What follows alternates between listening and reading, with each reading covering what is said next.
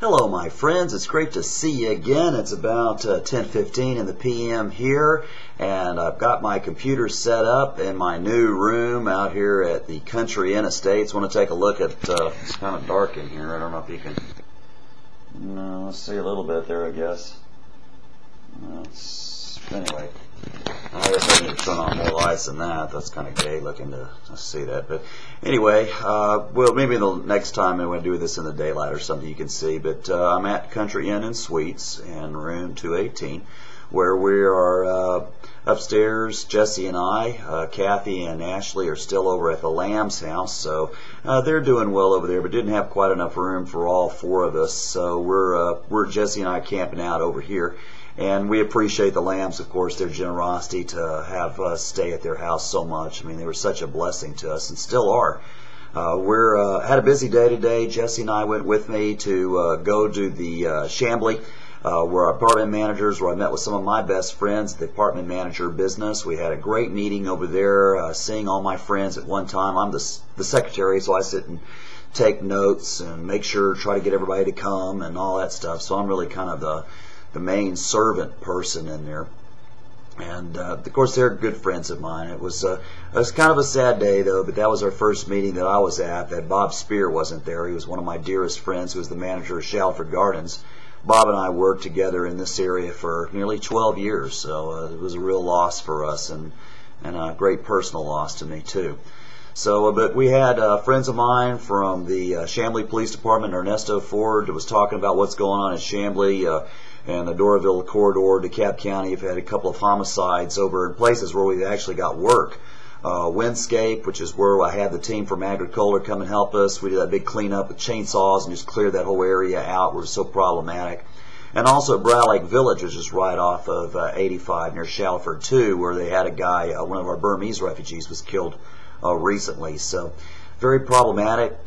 Keep praying for us and what we're doing in these areas. Last night I was up very late till about 1 a.m. Working on a DVD project. Of course, a lot of what we do is just keeping people informed. I did a long version of the team from Agricola, Mississippi. It was about 16 minutes long, I guess. That's 16 minutes long, I guess. And then I went through all the different places where they worked. Azalea Place and Highland Gardens and Don Juan and Pearl Lane and Briar Lake Village and Kensington Station and Oak Forest. And I made different versions of that just to show the work at their particular place so that they can show their bosses, the managers have their corporation they have to answer to, as well as the residents. They like to watch them too. So, you know, to put it out there, keep people involved, what's going on, let them know what's happening.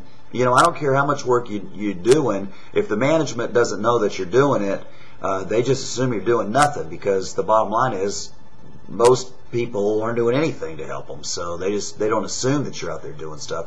So it's real important the marketing into this stuff and information dissemination of what's going on. And like I always say, it's all about relationships. It's all about making friends and not just going there and telling what you're doing, but finding out how they're doing, what their family's like, if there's anything you can pray for them about. It's a very important job, part of what I do. It's very time consuming. There's no fast way around it. You have to sit there and just talk to people.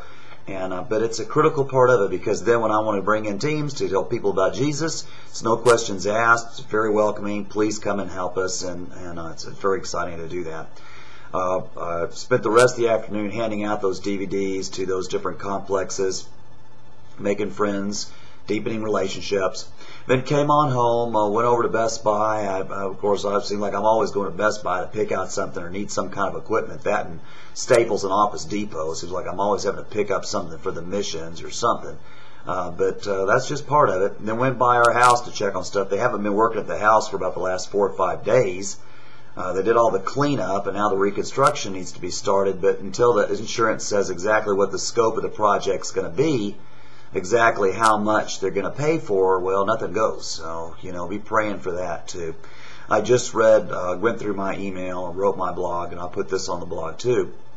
But I just read an email from Tom and Nancy Jones, who are good friends of mine that I grew up with in East Africa. In fact, I call them Uncle Tom and Aunt Nancy.